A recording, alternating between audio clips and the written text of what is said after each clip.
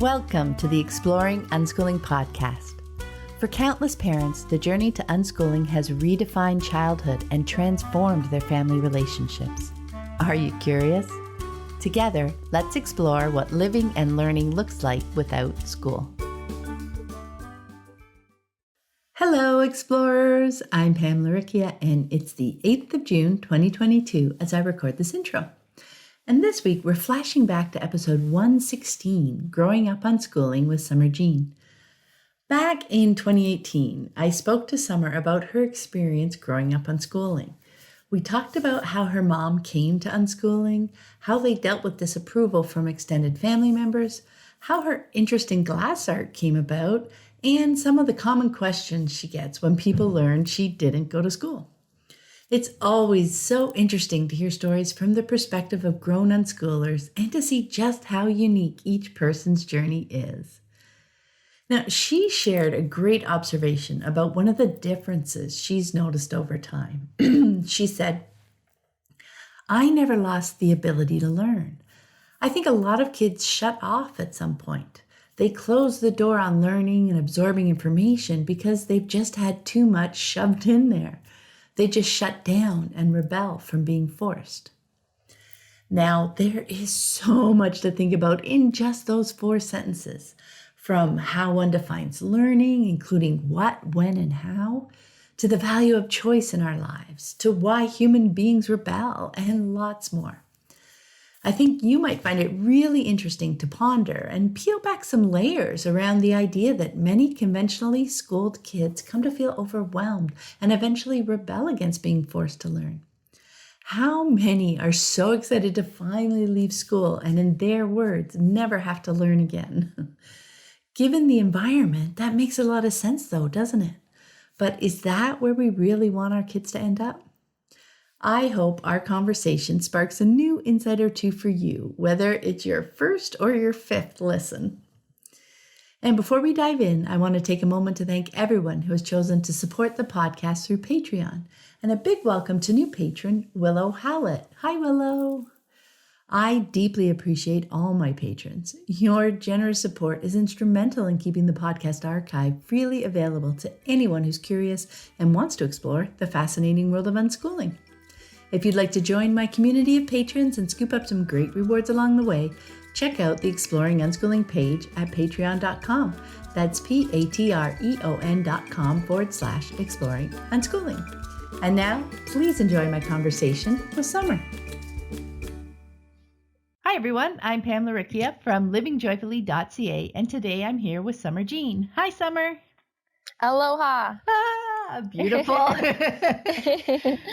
Summer and her 3 siblings grew up unschooling. I really enjoyed chatting a bit with her about her experiences a month or so ago, and I'm excited that she was willing to come on the podcast and share her story. So to get us started, Summer, can you share with us a bit about you and your family? Sure, I'd love to. Let's see, what would you like to know? I'm 29 years old. Mm-hmm. I live on Maui, Hawaii now. I have a super incredible life here.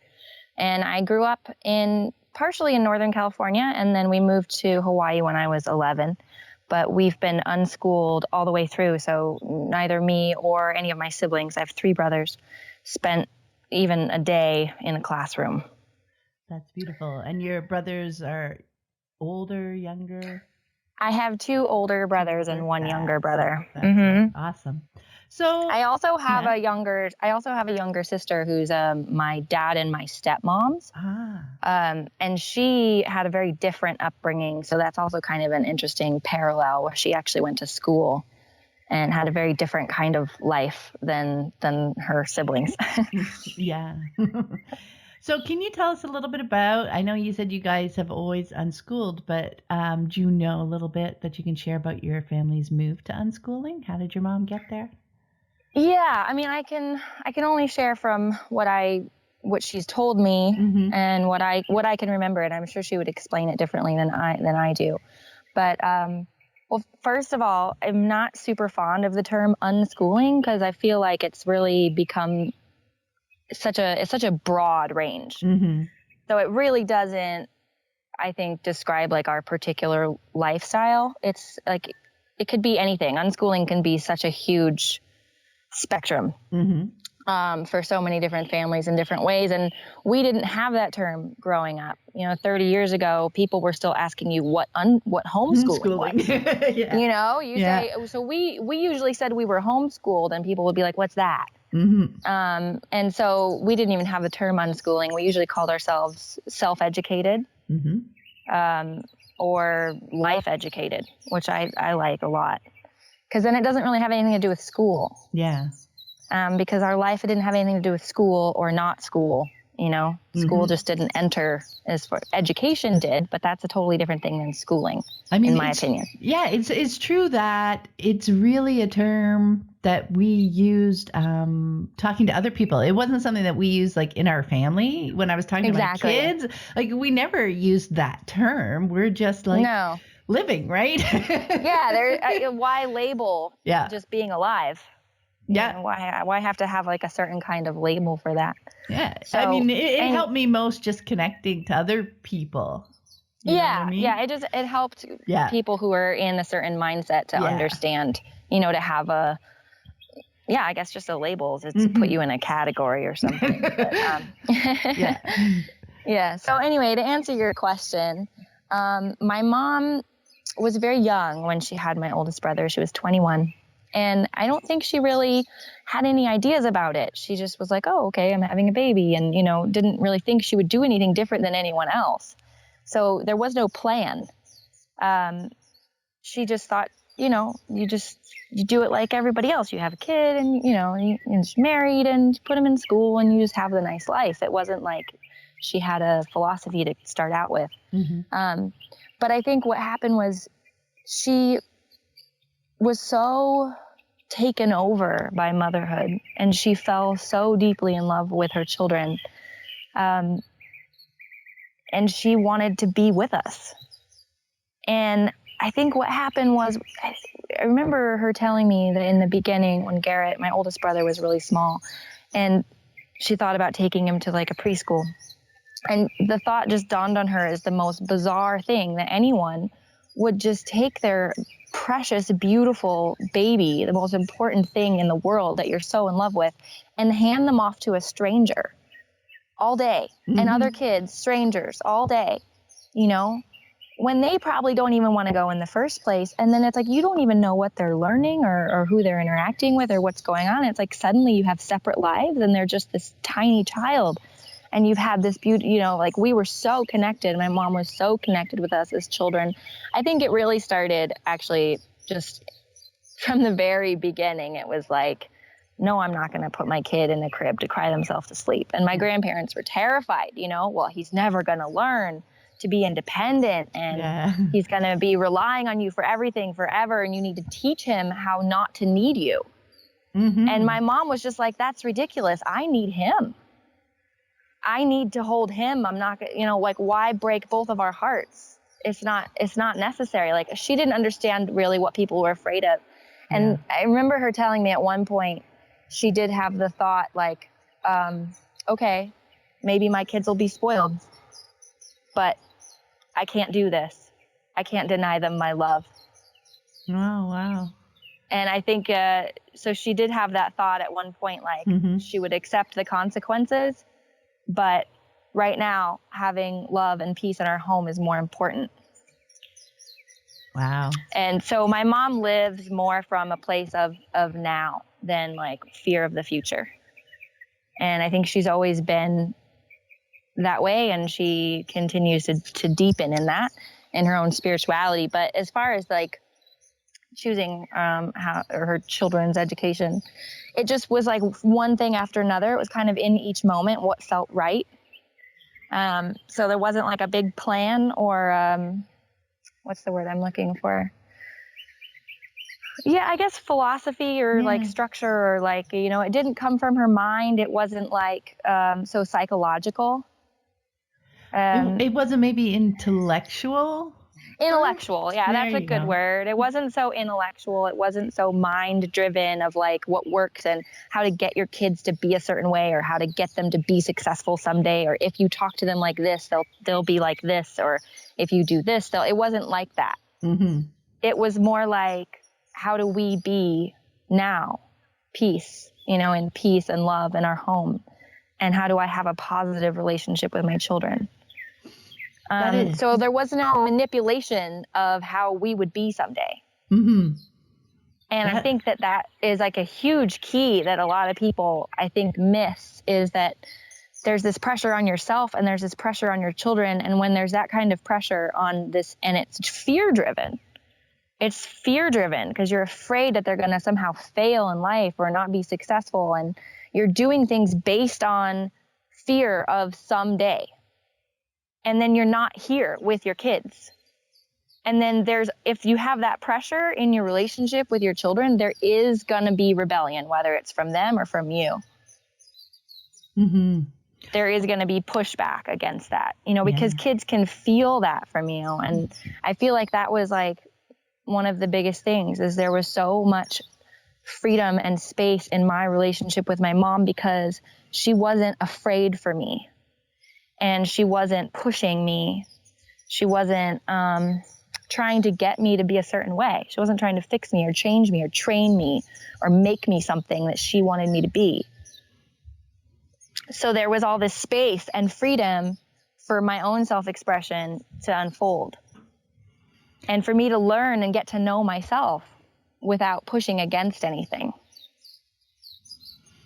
That's so fascinating because, from my experience and from a lot of people that I talk to, that is the challenge of moving to unschooling, of deschooling ourselves, is getting to that, getting away from all that fear, all that projection into the future. I mean, we talk about that on our Q&A episodes all the time, to get to the now. That's all the work that it takes. Yeah. And that's where your mom started. That's so awesome.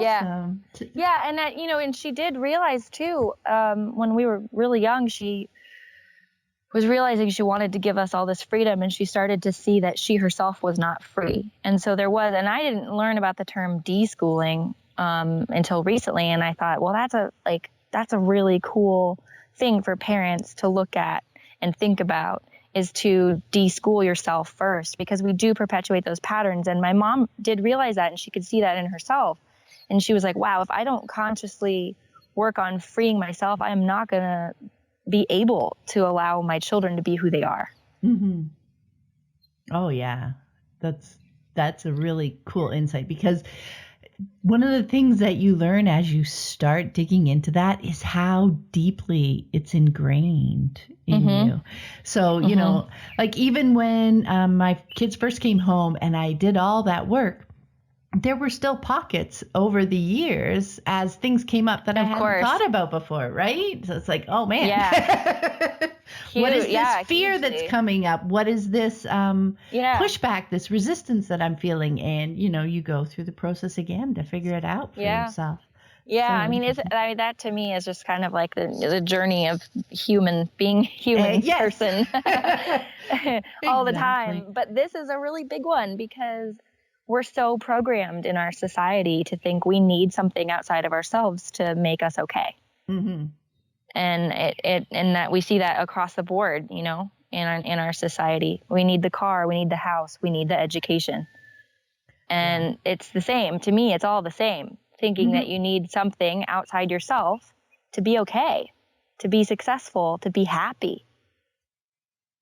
And we do that to our kids, and we tell them they need to go to school to be a whole person.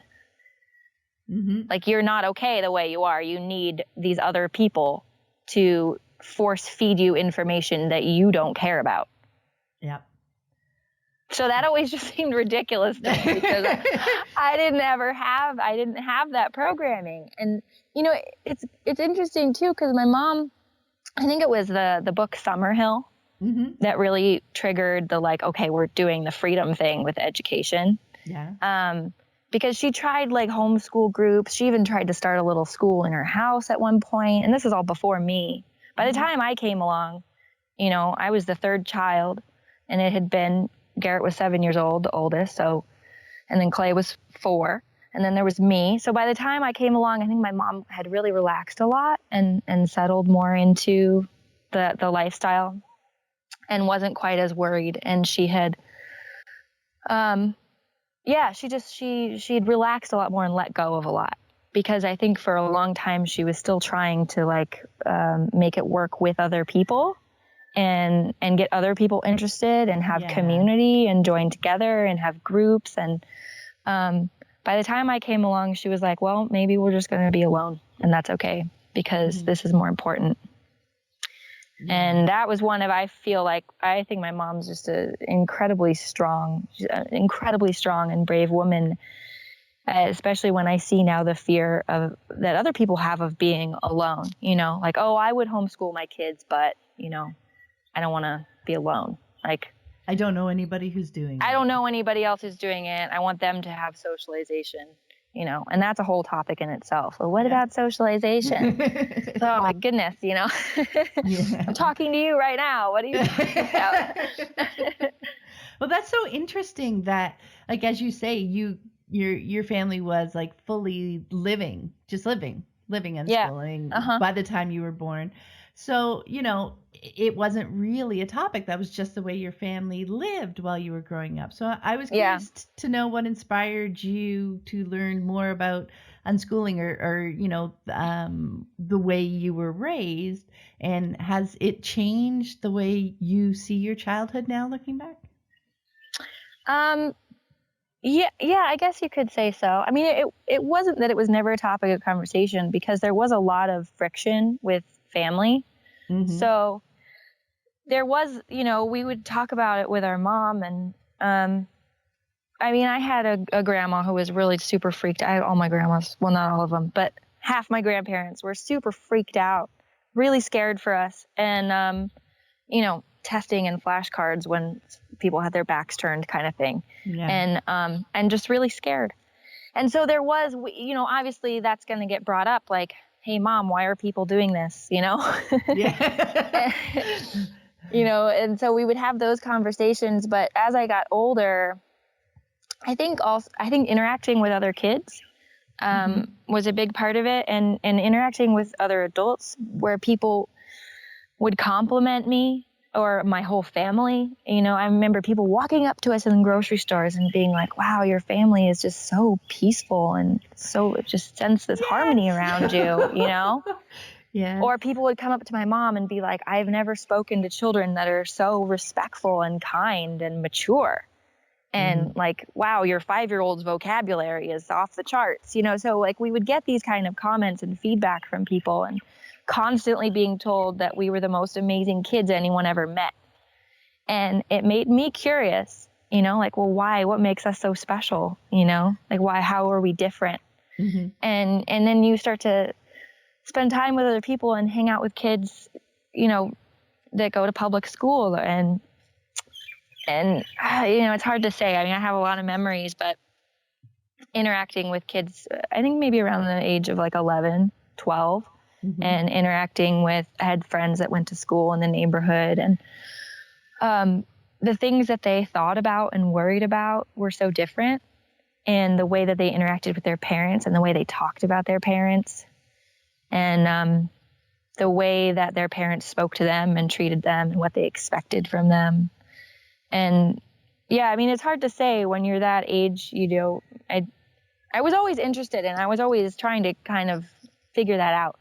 But I think it was really like when I started babysitting when I was a teenager, and I started interacting with children in that way and being their caregiver, and what came naturally to me, and then seeing how they were with their parents and how kids would act when they were with me because of the way that I treated them, and then how they would act with their parent when their parents got home. Yeah.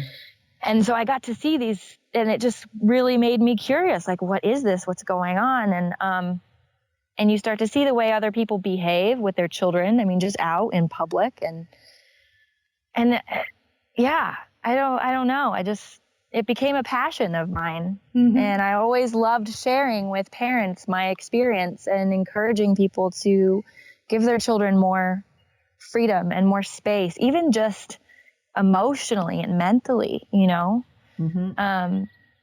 and to be more present, because it's not just about school, and it's about just life in general. And it's about being and trusting and following your inspiration. I know that was something that was huge for me, because at first, because my kids were in school, and when they came home, at first I was thinking, well, this is going to be what we're going to do instead of school for their learning, right? And I came across unschooling, and it made a lot of sense, intellectually, there we go, right? But just a few months of that, I came to realize how, it expanded into exactly our whole lives, and it became more about being in the moment. It wasn't, that for me, that intellectual understanding up front was really important, in that it's what got me to take that leap at first, right? Yeah. But so soon, like within a few months, I realized that this wasn't just for replacing school. This was for how we were going to live together as people, as a family, right? Yes. That's amazing. Yeah, that's exactly it. Yeah. Now you mentioned, go ahead. Oh, I was just going to say that I think I was just remembering that one of the things I feel like happened with my mom was that she seemed to have a natural belief in who we are as human beings, like when we're born. And that I think that if you believe that a child is born lacking, then you won't have a choice but to feel that you need to fix them. Yeah. But if you believe that a child is born with all of the necessary tools to acquire what they need to be successful in life, then all you need to do is be there and give them space, and give them, be there and give them space and support and be a resource. And my mom, I think she just really knew deep down that we were okay, and that we were equipped with the tools that we needed to learn what we needed. And she trusted that our natural instinct to evolve would push us, not push us, but inspire us. It's natural, it's human instinct to evolve. How did we get to where we are? It wasn't from someone forcing us to learn something we didn't care about. It was from us being curious and interested and wanting to get better at something. It came from us being hungry, being cold, having a need, and then learning how to fulfill that need. And nowadays it's like, our needs may be different, but they're still needs. And even if it's the simple need to create something with your hands. You see kids, it's like they need to do something all the time, especially when they're little. They're constantly doing. They're not lazy. That's not a natural, that's not a natural human state, laziness. And I think my mom just knew that if she didn't interrupt the life's natural process of evolution, if she was just there to be part of it and assist it, be available for it, that it would work itself out. Yeah, that's amazing that she got to that place early. That life didn't need her help. She didn't need to manipulate our lives. She just needed to be there for it. Yeah, that's awesome. 'Cause it reminds me of, because I always, like when my kids were born and a couple of years old, they were amazing. I was always impressed by their curiosity and, and all they're doing and the way they learned things. They were really just soaking up the world around them. Yeah, like sponges. Somehow we seem to think that transforms overnight when they turn 5. I don't know. I don't know where this idea comes from, but it's very bizarre to me to think that would stop somewhere. You can't stop a child from learning to walk or from learning to talk. You cannot stop that. That's going to happen whether you like it or not. They will learn things. Even if you try and stop them from learning things, they'll learn things simply from being alive. And half the time, you don't know what your child is learning. You don't even know. You could be trying to teach them one thing, but they're actually learning something totally different from what you're saying. So I always find that interesting as well when people are really trying to control what their kids are learning. And I'm seeing that there's some deeper life lessons getting learned that they don't even know about. Oh, exactly. They're picking up All so the much time. more from the situation. All the time. Yeah. Yeah, no, that's amazing. Now, you mentioned earlier that you guys got quite a bit of pressure and disapproval from extended family. So I was just wondering if you could talk a bit about how you dealt with that and if there's any tips that you might share, because I know there are other families who experience that as well. It's a big one. It's a huge one. Luckily, I think there's more and more of, this so-called alternative education, even though I think it's totally just the original way of living. Yeah. And so there's more and more awareness, and I think there's more and more people that are like, okay, well, Mom, we're going to be homeschooling the kids. And it's like, oh, it's not unheard of anymore. Yeah. But when I was growing up, it was unheard of, at least in our area, in our community, in our family. And luckily, my mom's parents were pretty cool. They never really seemed to have a problem. They trusted my mom. They thought she was a great mom. They were happy just to be the fun grandparents. They weren't super fearful or concerned, which was wonderful. Mm-hmm. But my dad, I have two sets of grandparents from my dad's side, divorced and remarried. And both of those were extremely, extremely fearful. And we went through some really difficult, painful things with them. My mom did. My mom went through hell. She got like ostracized from the family, basically, in a way, or she kind of left because it was just too difficult. She just couldn't deal with it anymore. First it was, you're not putting them in the crib to cry themselves to sleep. How could you, and then it was, you're not vaccinating. Oh my God, you're not circumcising, like what's going to happen to these poor kids? You're vegetarian. Oh my goodness, they're going to die. And, they were so scared. They were so scared, and they were so righteous also. And I know my grandma told my mom, like, well, Carl and Janie turned out perfect. I don't know why you would do anything different. Mm-hmm. My grandma had she didn't understand why my mom would want to do anything different than she did, because her kids were perfect. So my mom couldn't really explain. It didn't make sense to them, and they weren't really interested in hearing about it. And at one point, my grandma actually called CPS and said that we were neglected, accused my mom of negligence. And CPS came to our home. And it was a very interesting experience. And my mom could tell it better because I was just a toddler. I think I was 3 at the time, and my baby brother was an infant. And we had, I guess she had just cleaned the house, and we were all carrying firewood all harmoniously together, working together, carrying firewood into the house. And she put Kai down for a nap, and CPS comes up and knocks on the door, and can we come in for a minute, and my mom's heart is pounding. And they sit down, and I guess Kai was sleeping on his own peacefully. Garrett and Clay and I were I was sitting in Mom's lap, and Garrett and Clay were playing on the floor nicely, and everything was we lived in this kind of model home in a neighborhood, so it looked super normal. Mm-hmm. And everything was just happy and peaceful, and we looked healthy and everything. And these CPS workers were like, okay, well, we don't really know why we're here, but what is this homeschooling thing? And so my mom ended up having a really great conversation with them about homeschooling. I guess one of the CPS workers was really interested, and it turned into a good conversation. So that case got dropped. But then my stepmom actually took us to court to try and force us to go to public school. So we actually had to go to court, and we got checked out by a social worker. And the social worker was like, oh, maybe they're not academically where they should be, but they're close enough, and they're super awesome kids, and everything's fine. And the judge ruled that we had to have a tutor. Wasn't going to force us to go to school, but we had to have a tutor. My mom got to pick the tutor, and my dad had to pay for it. Mm. So we ended up not ever getting a tutor.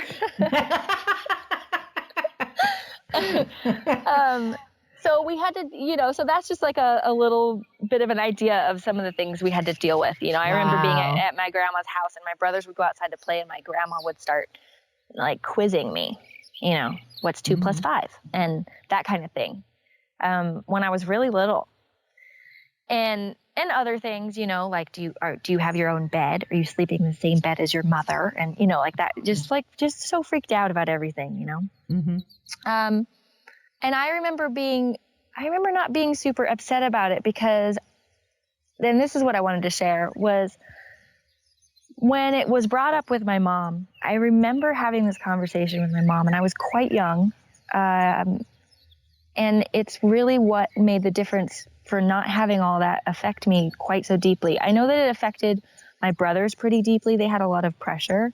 And so they struggled a little bit more with learning certain things. Like my oldest brother struggled more with reading and writing because he was under so much pressure. He was the first grandchild.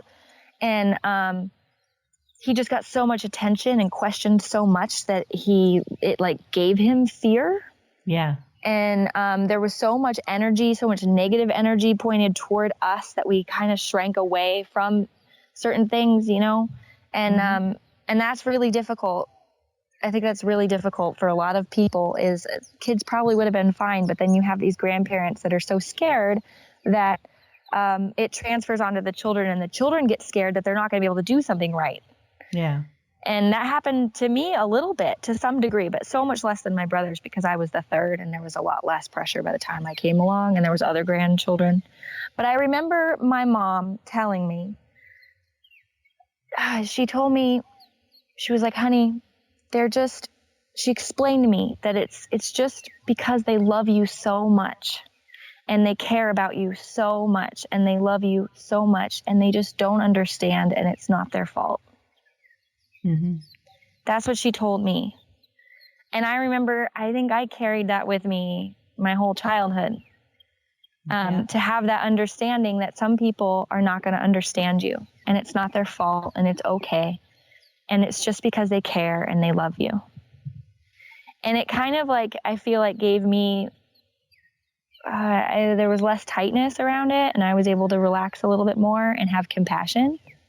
It made it more about them than about you. It made it more about them. It wasn't about me. Exactly. Yeah. It was more about them and their inability to understand. And it didn't have to do with me. And it gave me compassion for them, and an understanding, and it had me not be angry.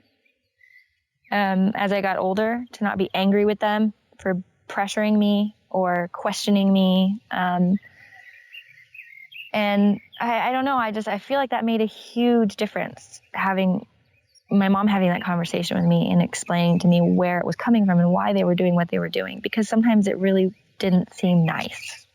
My grandma wasn't exactly a nice lady. She wasn't the kindest person, a little bit of a crabby old lady style. So I think it really helped for me, and I believed her. I believed my mom. It's because they care and they love me and they're just afraid and they don't understand and it's okay. And you don't have to take it personally, basically. Yeah, exactly. When you can take that shift, that takes so much weight off you, right? Because as a child, you take their questions on as for yourself, right? Because these are people these are adults in your life. Yeah. So to understand that's where they are. Yeah. Children are so sensitive to everyone's attention, like the style of attention that they're getting. Yeah. So I think we grow according to the attention that we're given. It's like a plant, you grow toward the sun. And so it's like you grow toward the sun, you grow toward where the attention is being given. So if the attention is being given to are you going to be okay? Don't you need to learn this? And don't you need to do that? It's like, we're going to be like, uh-oh, Yeah, if it's all fear-based, right? Am I going to be okay? And I remember having these thoughts, and it certainly didn't come from my mom. It was definitely from the grandparents and other people in general in society, who would ask those kind of questions like, well, how are you going to learn how to do this? And how are you going to learn how to do that? And not having those answers as a child. And I know that I had some of those fears, as a teenager. I remember having some of these fears, maybe I'm not going to be able to do things as good as everybody else. And in the simple ways, being nervous, opening a bank account. Anything that had to do with that involved numbers or spelling. That spelling was the thing for me. Handwriting, And I remember being self-conscious, and then I started to see how other people were, and how I read people's spelling, and I saw people's writing, and realizing that I was far more than adequate compared to the average American person. And that I often could do things better than people around me. Just simple things, because I think I knew I never lost the ability to learn, which I think a lot of kids shut off at some point. They kind of like close the door, on learning and absorbing information, because they've just had too much shoved in there. It's just too much. They just shut down. And rebel, from being forced. And I didn't have to shut down. I didn't have anything to rebel against. So I remained open. And I have, how do you say that? But like, I know where to go in myself to learn something new. I can still absorb information more readily than people around me oftentimes. I remember doing musical theater. I mean, simple things, I remember doing musical theater when I was a teenager, and me and my younger brother, we had our lines memorized in half the time as everyone else. We had everything memorized. We had everything. We were like, okay, when's the show? And everyone else was playing catch up. It was like we could master something very quickly because we didn't have all this other stuff going on, and we hadn't shut off that channel. Yeah. And that gets shut off in a lot of kids, and they don't have that channel, and then it's harder for them to absorb things later on in life. Yeah, I think it really does. They get to a place where learning literally is hard for them. Yeah. Right? Because because it has been hard growing up because of the way it's forced on them. It's not stuff that they're interested in, right? So it is harder to learn something that you're not interested in. Trying to memorize that. Yeah. That just perpetuates. Hugely. And there's one of the points I like to make about this too is that there's so many things that you can learn later. It's like, why do you have to learn it now when you're 5? It's just, why is that important now? Like, there's so many things you can learn later, but there are so many things that cannot be learned later that are like foundation, like emotional things, psychological things, like deeper things that make you who you are as a person.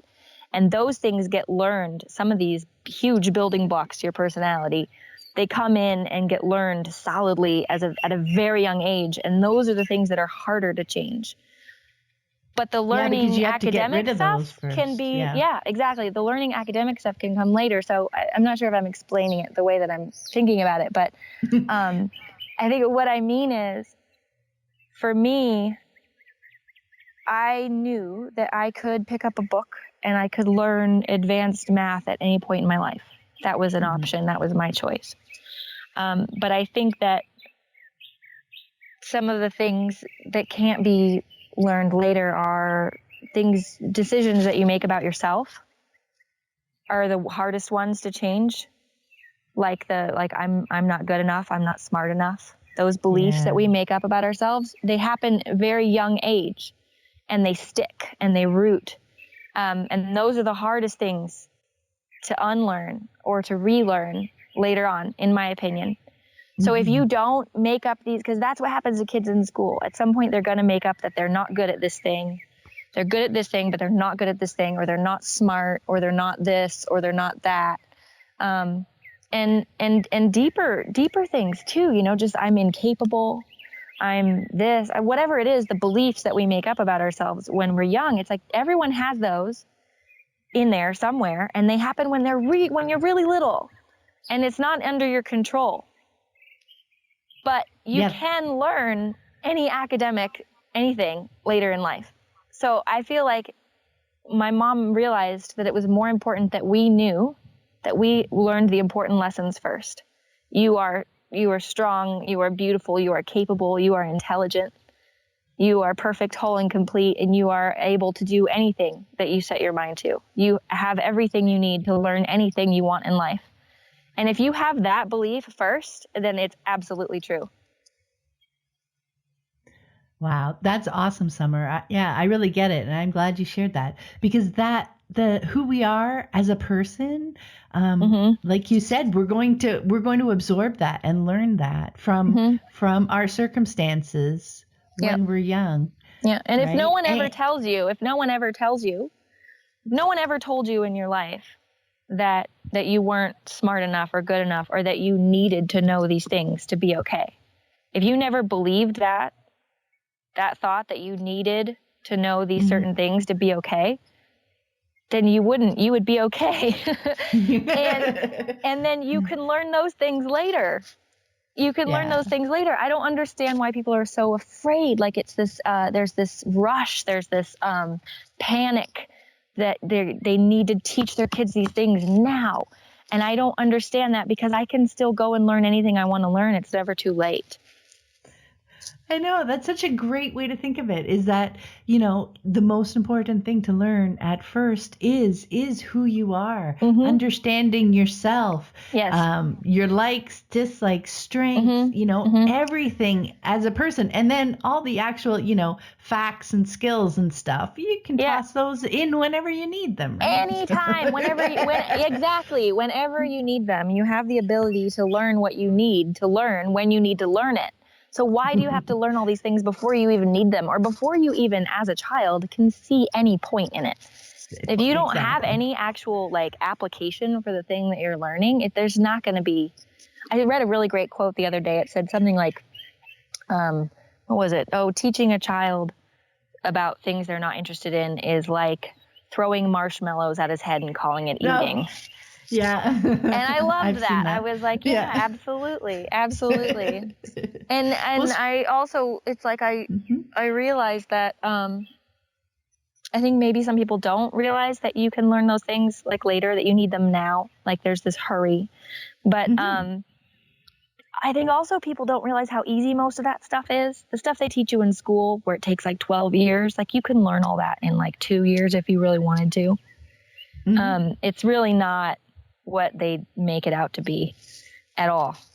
All the academic stuff, it's not that difficult. And most of the stuff they teach you in school, you don't end up using in your life anyways. Well, I think that's all part of what makes it so difficult. Number one, you're having to learn a bunch of stuff that you're never going to use. Yeah. And it's stuff that you're not interested in. Right. So all of that makes it seem so hard. Yeah, that's what makes it seem so hard, but it really isn't. Yeah, if you have the motivation, if you have a personal reason, if you have the motivation for it, you can see the application that will benefit you now, then it's easy. Then you just do it. Well, even when you're motivated, you're intrinsically motivated to do it, even if it, maybe gets frustrating or maybe takes a while to learn. You're motivated, so it seems easy in that, because you'll keep going back to it. You'll learn it. You'll figure it out, right? Yes. Because you want to, just because you want to. Yes, exactly. And you'll learn things you didn't even set out to learn to achieve a certain goal. You have a certain goal in mind, and you may have to learn all kinds of things, in all kinds of different categories to achieve that one goal. Yeah. So you're not always learning this thing for the sake of that thing. You might be learning it for the sake of something else entirely. And that's where I feel like a lot of people don't necessarily understand that. I know there's some that are. I know Finland is starting to do this, what they're calling phenomenal-based learning. They're moving into, which is instead of subject-based learning, they're doing this kind of more object-based, goal-oriented. You want to be this, okay, then you're gonna have to learn how to do this, this, and this if you want to do that. And so it makes sense to the kids. They have a reason. It's a personal reason, and it's not just for a grade. It's for something they want for themselves and their lives. And I know, I can't even tell you, I run my own business. So it's the things I had to learn just to do the one thing that I love, which is blowing glass. The things I had to learn to be successful, to make a living blowing glass is I don't even know where to start. Yeah, it's like a window on the world. Whatever your interest is, you will learn all the little pieces about in the world that at first you don't think are related, right? Yeah. But they are when you're trying to to accomplish that in the world. And speaking of which, could you share a little bit about how you discovered your passion for blowing glass and how that Yeah. unfolded? Yeah. I mean, I think I got lucky, and I got really lucky. I was living on Kauai with my family. I think I was 14, and my best friend, who was homeschooled, but kind of unschooled. I mean, I don't know, they had a whole other thing going on, but they were mostly homeschooled. Um, Her family was very, very artistic. Her mom was super creative, beading, sewing, singing, everything. She got into making glass beads in a torch, where you melt glass rods in a torch and you shape them into beads to make jewelry. Mm-hmm. And she got a studio set up at their house, and I would go and visit and stay, and we used to make jewelry together, me and my friend. And then we started making glass beads. I got on the torch one day and I got a 10-minute lesson, and that was it. I was like obsessed. I was completely obsessed. I've always been a pyro, I've always loved playing fire. And I've always been really into making things. I've always been crafty and making things and art and beauty. And I used to sew clothes and do that kind of stuff as a child, but it was always making things with my hands and making things pretty. That was always my thing when I was little. And so this was like, I get to play with fire and make pretty things at the same time. And I just became obsessed. I fell in love with it. So I guess I talked about it so much. I was annoying everyone around me and trying to get to their house all the time to make beads that, this was, it was about probably 2 years. We moved to Colorado for a while, and we moved back, and I was still into it, and I got back on the torch, and my mom could see that this was not just a phase, like, oh, she's into this thing for a few weeks, or, that happens. But this was like, wow, that she could tell this was like an intense passion. So she was a single mom at the time. My older brothers had moved out. It was just me and my younger brother and my mom. And we never had a lot of money. We always were fine, but there was rarely extra. But she actually got it together and bought me my own equipment, and it was a big deal. And I split the cost of a kiln with a friend and got my own torch and tools and glass and set up shop on a friend's property. Started making glass beads, and I just spent hours a day. And this is one of those unschooling things where it's like, if I was in high school at the time, this never would have happened. Mm-hmm. This never would have happened. I would not have had the time, the energy, the creativity. There's no way. Yeah. But I was allowed time and space to just completely immerse myself in this medium, in this art form, and spend as many hours as I wanted to, and just get it all flowing and exploring and learning. And it's a lot. There's actually quite a bit of science in it, and heat and gravity and different compatibilities of glass. And so many people don't even realize that there's different kinds of glass. There's hard glass and soft glass, and there's different kinds of soft glass and different kinds of hard glass, and they're not compatible, and they have different, expansion and contraction rates and all this stuff. And it turns into a whole thing. You have to learn all these things. And programming equipment and fixing equipment and researching online. And anyway, so I actually started selling my own work right away. Me and my friend did a weekly farmer's market, and we also did some like seasonal craft fairs. And we started selling our work to a couple of I think one gallery and a shop or two. And that's just kind of how it started. And then it was, as a teenager, it was more of a hobby because I didn't need the money necessarily. So it was kind of like more of a fun thing and a hobby thing, on and off for several years. And at one point, I think when I was 18, 19, I think a lot of people at this age have these ideas in their head, like they're going to be some big, great life, like world changing person. Going to be impressive and do something great in the world. And I think I thought that making jewelry wasn't good enough. Mm-hmm. I was like, I don't want to make jewelry. So many girls make jewelry, and that's not cool enough. I want to be something great. And so I actually moved to Southern California for a while, and I was a full-time nanny for a family, which was a really amazing experience. And And I missed Hawaii so much, I decided to move back. And that's when I started to take on the glasswork a little more. I was helping my mom with her chocolate business at the time. And then I think it was when I was in my 20s that I really was like, I chose it.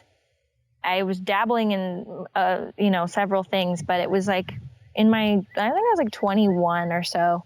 And I was like, this is the thing I always come back to. This is the thing I'm happiest when I'm sitting in front of this torch.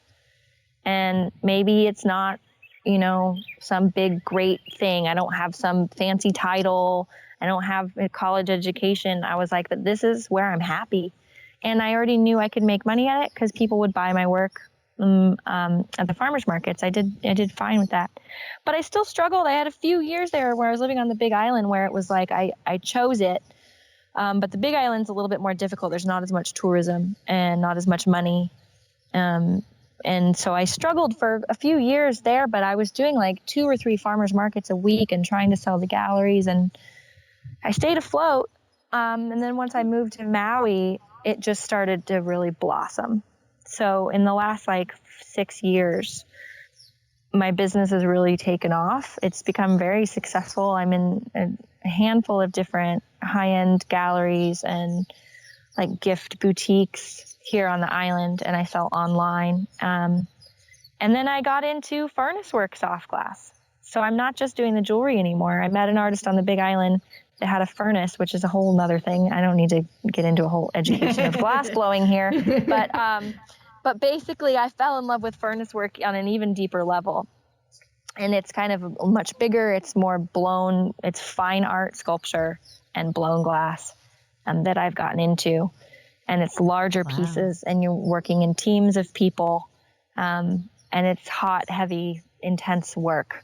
And I love it so much. I can't even tell you. It's like one of those things I would pay someone to let me do. So the fact that someone's paying me to do it is unbelievable. So my life's kind of idyllic. It's a little ridiculous, actually. I work at a shop now that's actually I live across the street from this shop, Worcester Glassworks, and it's this older couple and their son. They've been blowing glass together for 50 years. And they took me on as their apprentice about 3 years ago. And I've just been in heaven working with them. I trade shop time. I assist them, and then they pay me in shop time. And then I also have my lamp working studio there. So I do all of my jewelry making out of their shop as well. Wow. So I have my jewelry business, which is my income. And then I have the hot shop work, which is kind of like an apprenticeship where I'm still learning and growing and developing my own body of work. I am selling some of what I make out of there right now, but I'm just trying to further myself as an artist in that medium. That's incredible. So interesting. Yeah. And none of this would have happened. I really don't think I don't know what kind of a person I would be if I'd gone to school, if I had a less supportive. But my mom always told us, just find something you love. I'll support you as long as you need. I don't care what it is, as long as you love it. Mm-hmm. And everyone else was saying, you need to go to school, you need to get an education, you need to get a degree. What if this art thing doesn't work out? I had my dad. My dad's super wonderful, and he's become really supportive, but he always wanted me to have a backup plan. Just out of fear for his daughter, always, you should go to school, you should get a degree in business so you have a plan B if this whole art, he just saw it as a hobby and not as a career. But in the last few years, now that I've that it's actually other people can see that it's working, that I'm successful. I'm paying my bills. I'm living a really wonderful life, and that I'm surrounded by other successful artists, people who own their own studios. And now my dad is come around to just be really amazed and supportive, and my brothers are super amazed and supportive, and so that feels really good. Also, yeah, because now they can see it through the filters that they have, right? I mean, right, through the filters, exactly. Yeah, through the filters, because my mom was she wouldn't care if I had become who knows, a garbage lady. She'd have been like, as long as you're happy, it's as long as you're happy. My mom had a very different set of priorities, I think, than a lot of people. And my dad just But wanted to make sure that I was secure, you know, and care and could take care of myself. And that, of course, he would. And I am. So he's good. He's happy. Well, that's it. You know, you've gotten there from a path that made him uncomfortable because of the fear, because he hadn't seen that kind of path lead to where he was hoping you would be. Right. And you've gotten to that place, but you've come from a very different perspective, and it feels very different for you. But for him, it's also gotten to a place where he's now comfortable, right? Yeah, that's awesome. Yeah. Now, when you're out and about, I figure in conversation, it eventually comes up that you didn't go to school. And I imagine you get lots of questions, right, from people around you as you're going about your days. I was just wondering what some of the common questions were. Well, yeah, I think everyone who has been unschooled or is practicing unschooling can relate to the socialization question, which is like, well, how did you make friends? That's like the biggest one, I think, for everybody. And most of us unschoolers, the grown ones especially, and I'm sure experienced unschooling parents, it's like you hear that question and you're just like, oh my God, again, like gag me with a spoon. Because to us, it's a ridiculous question. To me, it was a ridiculous question. And my brother used to answer it really well. He liked to say, well, I'm talking to you right now, aren't I? And because people have this idea that socialization means you're socializing in your peer group, with kids your own age. And I actually think that's somewhat unnatural. In a tribe, in a family, you would be interacting with people of all ages. And so when people ask you like, well, how did you make friends? It's like, well, you talk to people. What do you mean? How do you make friends? You don't have to go to school to make friends, and your friends don't have to be your age. In fact, you learn a lot more from people who are of different ages, younger and older. I think you learn so much from teaching younger people as well as being taught by older people. And in my family, there's 4 kids, so we had a lot of socialization just amongst ourselves. And maybe some families don't have that, so it's a little bit more difficult. I think it can feel isolated for some people if you don't have a supportive community or family member. We had my cousins, my mom's sister, my cousins went to Waldorf school, and we did spend quite a bit of time with them. And my aunt was really, really cool and never judgmental of us. She didn't have it in her to do it herself. She didn't understand this is another good question. Like, I don't know if it's a question, but it's a comment that a lot of people make when they hear that you're unschooled, or when they talk to my mom and mom says she unschooled. And it's like, well, I couldn't do that because my kids aren't like your kids. My kids aren't self-motivated. Your kids are special. And my aunt had that attitude. And my mom was just like, that's not true. That's not true. You think I just somehow magically got 4 self-motivated kids, So that one's a funny one too. But yeah, I think the common question is the socialization.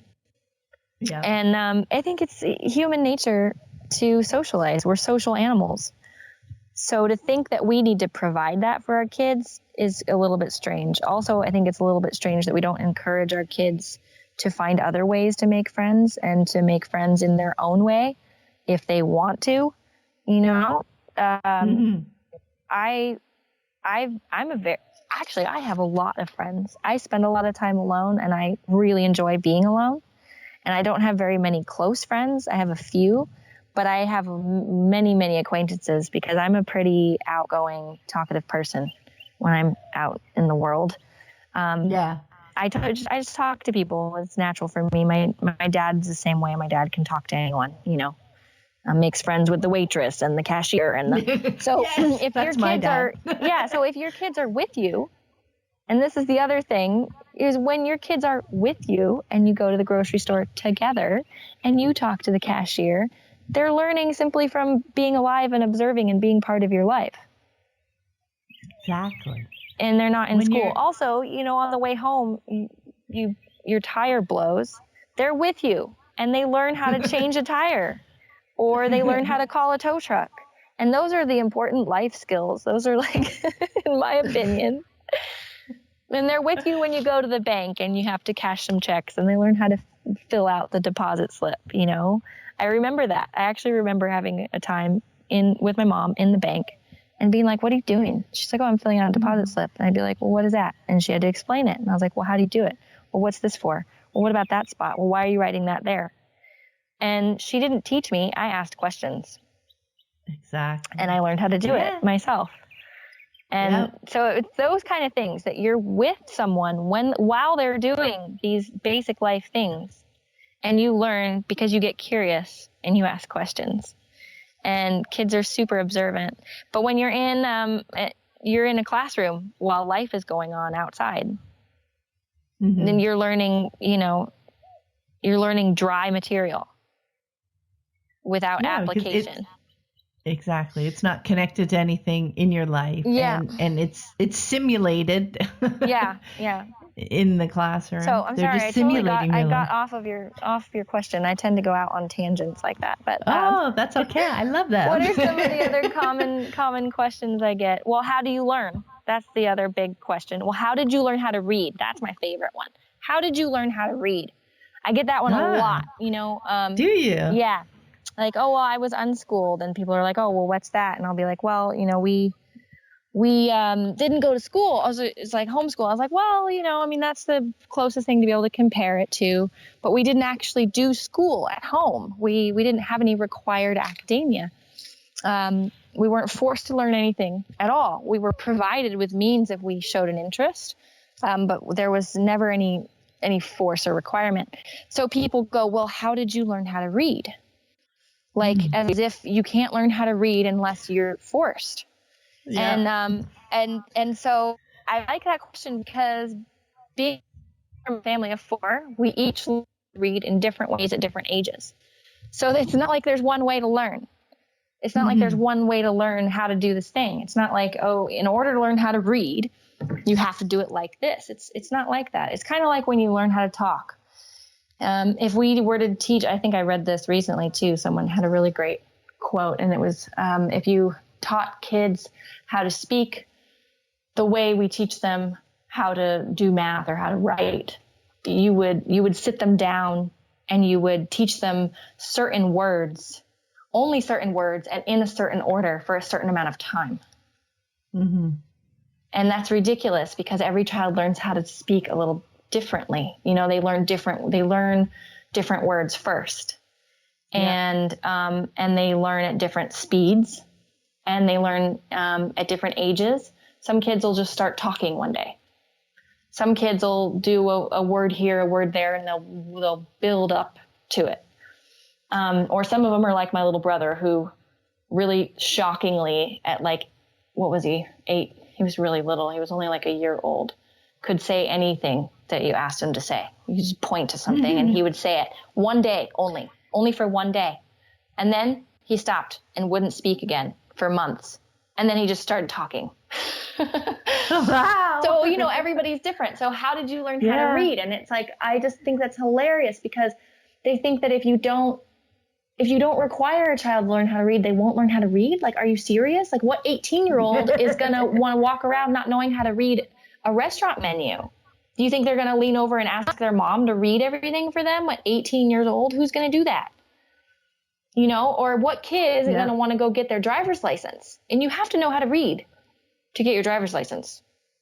So I'm assuming that's going to happen sometime before that age. But there's so many things. And for me, I can start with my oldest brother. My oldest brother had all the pressure from the family members.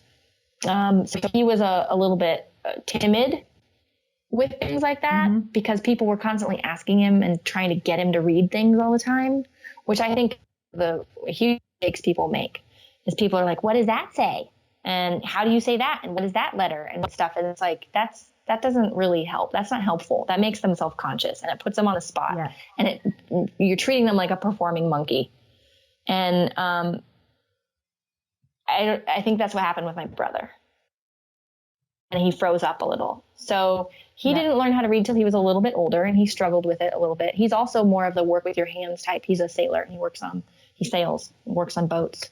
So he's not as much the analytical mind, the academic mind. It's just not his thing. Mine either. But my second oldest brother, Clay, he's the brainiac of the family. I mean, he like worked for Apple Computers, and he's like this super computer nerd genius.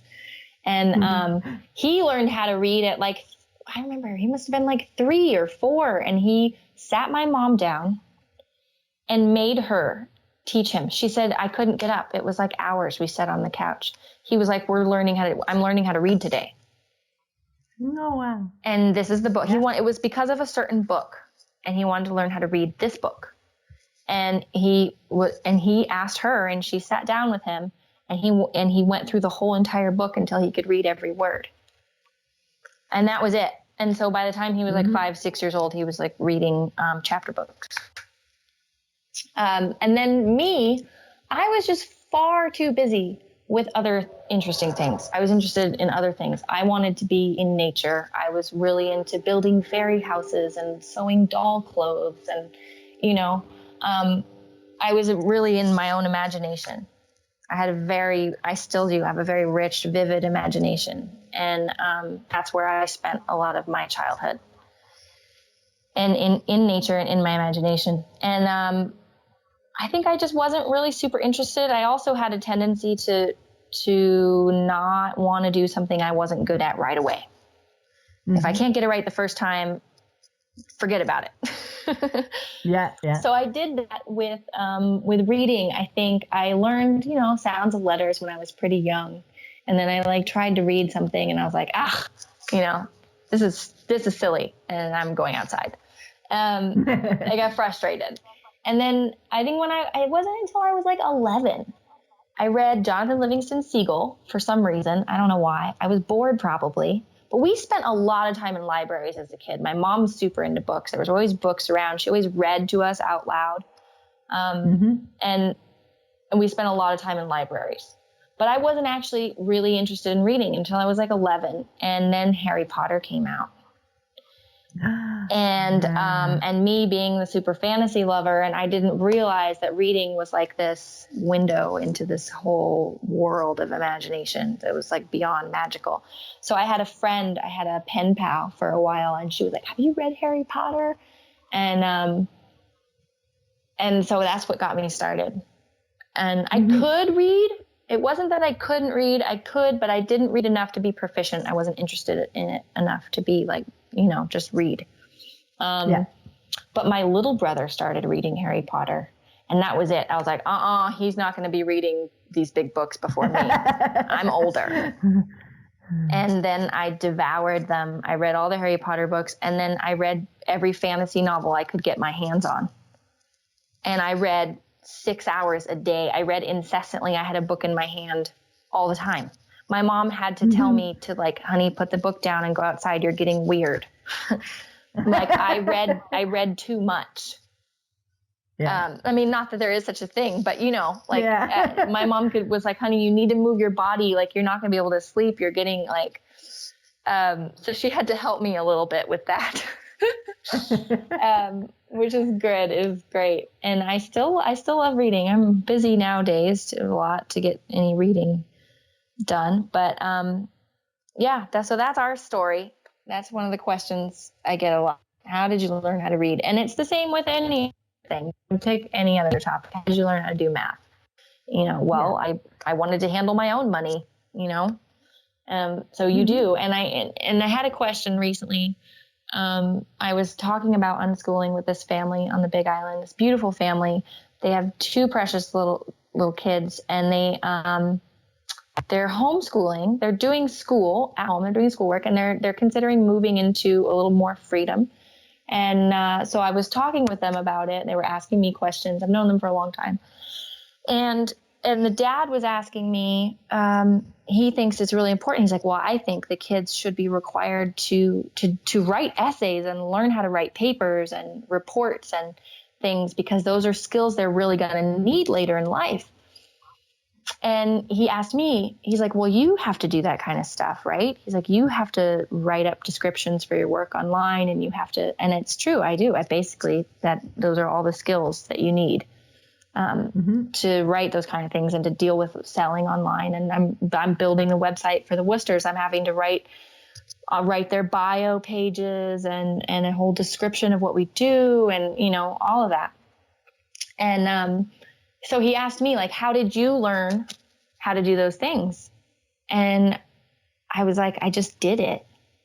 I didn't learn how to do it. I didn't prepare. It's just how life happens.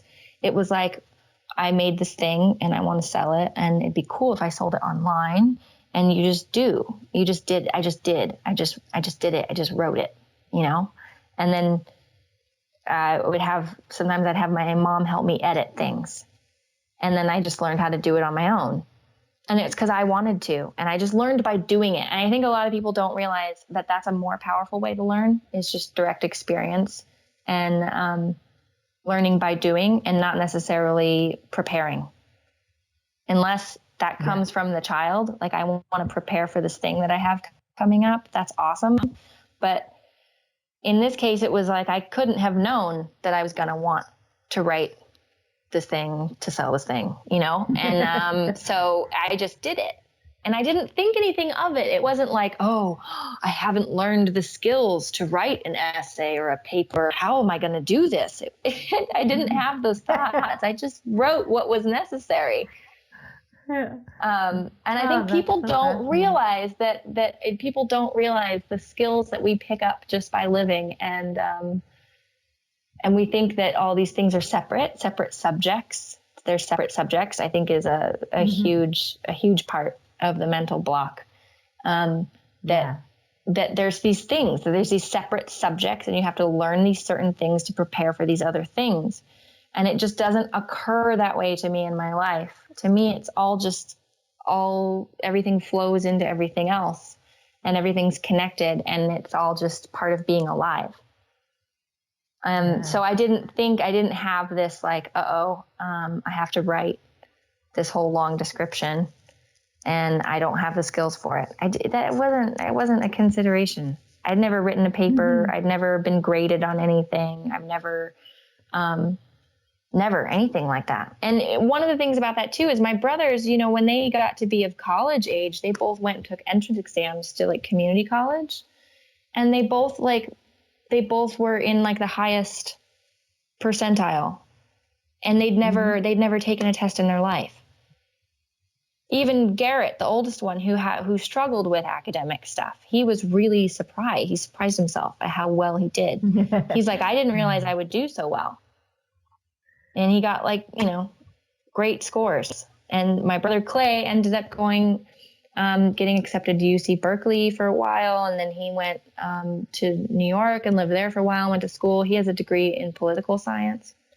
And now he's still working with computers. He's part of the startup company. I don't even know I can't even tell you what he does. I'm not sure. Something with computers. Yeah, we just think everything has to be prepared for, don't we? I mean, that's the very conventional view that you can't organically learn things as you're doing them. They must be learned first before they're done. That's just a huge paradigm shift that can take a while. And just thinking that things are separate. Like, I remember we did this charter school thing at one point. I think it was for the legalities in California. I think I was like 8 or 9 years old, and my mom had to like sign a thing every year saying that she was responsible for our education or whatever. And I remember we were doing this charter thing for a while, and it was a friend of the family who would come once a week and kind of like talk to us and see what we did and what we learned and whatever. And he was great because he would pick anything out. He would come over and be like, so what'd you guys learn this week? And we'd all be like, I don't know. And he's like, well, what did you do? Well, we baked bread. And he was like, well, that's a science project right there. Like, you baked bread. You learned how these things react and how this happens and fermentation and all this stuff. And then it'd be like, you played Monopoly. Awesome. There's your math for the week. So people don't realize that all of these things that we're doing in life, just cooking with your kids and just doing projects and just allowing them to be part of your daily life is so powerful. They learn so much. I mean, that's it right there. And then they ask, and they ask the questions. You don't even need to point things out. You don't even need to encourage them. Just be responsive. You just need to be there and be responsive and supportive. I mean, sometimes, you know, they might need, sometimes it's nice to be encouraging. I'm not saying don't encourage your kids. I'm just saying that they don't need you to point out things for them to learn. Kind of like I was saying, like, you know, I didn't need that. I didn't need my mom to be like, how do you say this? And we do it from the time they're tiny. Well, from when they're tiny, we're putting them on the spot and we're being like, say this word and say that word. And we think we're helping.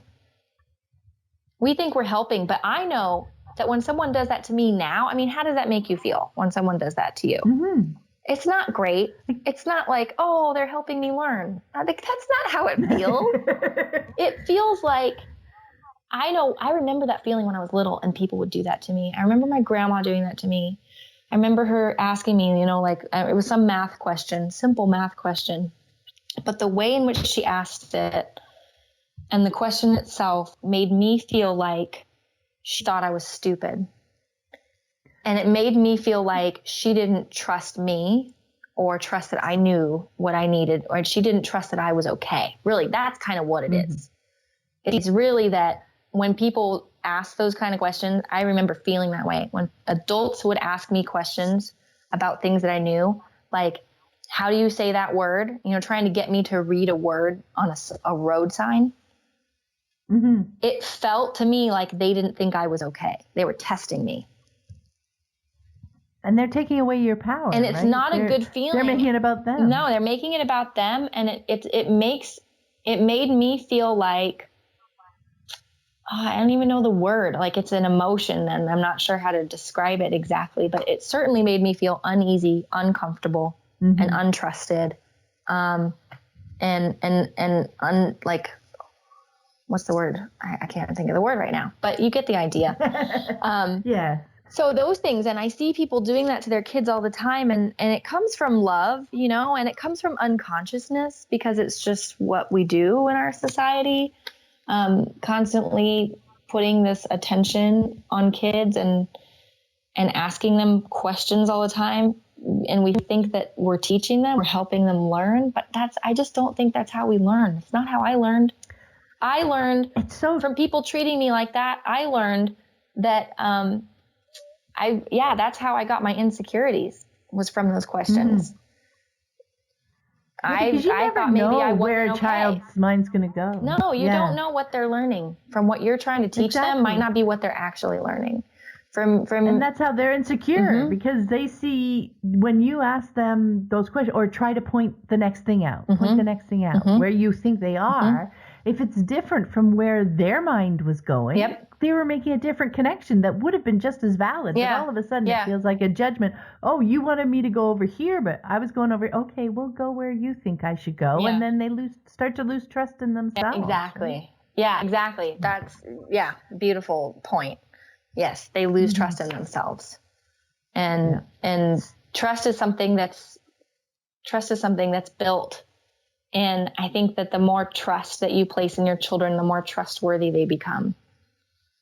And I know that to be true in my own experiences with my mom. And I remember trying to tell my stepmom things about this too, for my little sister's sake.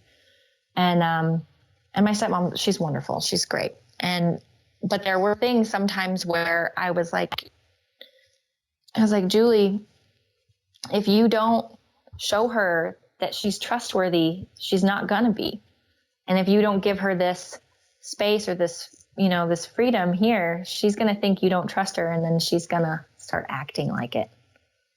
And that's exactly what started happening. Started going behind her back, sneaking around, doing things she wasn't supposed to do, that kind of stuff. Because she didn't feel trusted or respected. She didn't feel respected. And that I think is, I felt respected. I felt trusted and respected. And I always had the freedom to feel or think whatever I wanted. I didn't always have the freedom to do whatever I wanted. I mean, in a family, you have to make things work. Sometimes you got to do the dishes. You got to sweep the floor. You have to be a functional part of your family, your society. We had to make things work as a whole, Yeah. So I find that a lot, and that people, and that's another on answering that same question. Like, what are the questions that I get? Is like, so you were just allowed to do whatever you want? And I'm like, well, I wouldn't put it that way, because we actually had to have lights out because there was younger ones. He had to go to sleep and we had to be quiet. And it wasn't like a militant forced on kind of thing. It was kind of just like, it just made sense. We all wanted to be in harmony. We all wanted to be, we all wanted to make it work. And we could see that if we didn't do this, it was going to be not good for us later. So somehow my mom was able to always convey this sense of community in our family that we all had.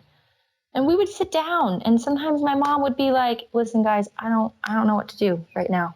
She had great humility and was always willing to admit when she was wrong or when she didn't know what was going on or what to do about something. And it made us step up.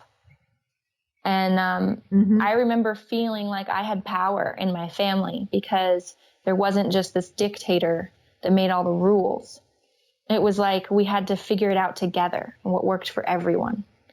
And my mom was amazing that way, in that she didn't just tell us how it was going to go. It was like, what do you guys think? How is this going to work? And she'd be like, well, this really doesn't work for me, and I don't know what to do about that.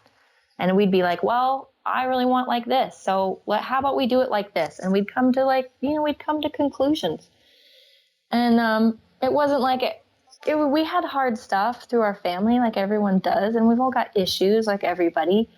But I think the fact that my mom was always willing to admit when she was wrong and willing to work things out with us and not just be the authoritarian, that made all the difference in the world. And she respected us, and she respected our needs and opinions. And it worked. It worked somehow in that way. And we could see that we were all part of a greater whole, and we wanted that whole to work. So we did our part.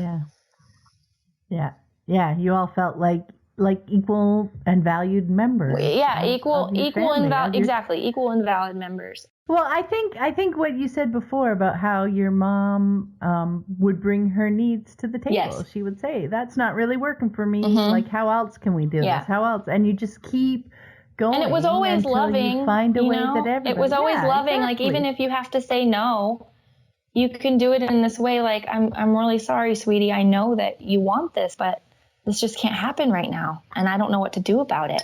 What can we do about it? And then it's not just you saying no. It's like, maybe we can work this out. And do you have any ideas?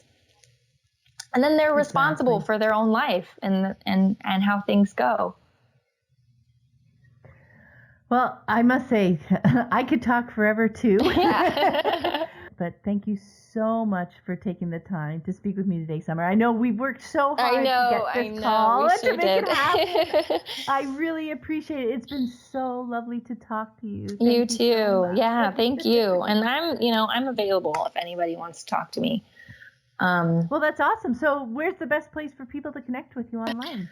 Well, I would say email, because I prefer to just talk. I don't like to prepare. I like to just answer fresh from my own experience. So email me or Facebook message me. And my email is summer, SUMMER, muse, MUSE @gmail.com. And you can find me on Facebook. Let's see. How can you find me on Facebook? I think it's Summer Jean, I don't know, something like that. I'll put it in the show notes. Yeah, because I have my glass blowing page on there too, and my personal page and my glass blowing page, and I have my so all that, and my Instagram is full of glass and everything. Oh, that's awesome. I'll put all those things in the show notes so people can check And I'm sure I'm going to hang up right now and think of a million other things I wanted to say and a million things I shouldn't have said and all kinds of stuff like that. But I really, really enjoyed talking to you. And this is, I love doing this, and I would talk to anyone about this anytime. That's awesome. I really loved our conversation. Yeah, me Thanks so too. much, Thank you, Summer. Pam. And keep up the good work. I super appreciate what you're doing. I hope you found this episode helpful on your unschooling journey. And be sure to check out the growing podcast archive. The conversations never go out of date. You can find more information about my books, the Living Joyfully Network online community, and the Childhood Redefined Unschooling Summit online course at my website, livingjoyfully.ca.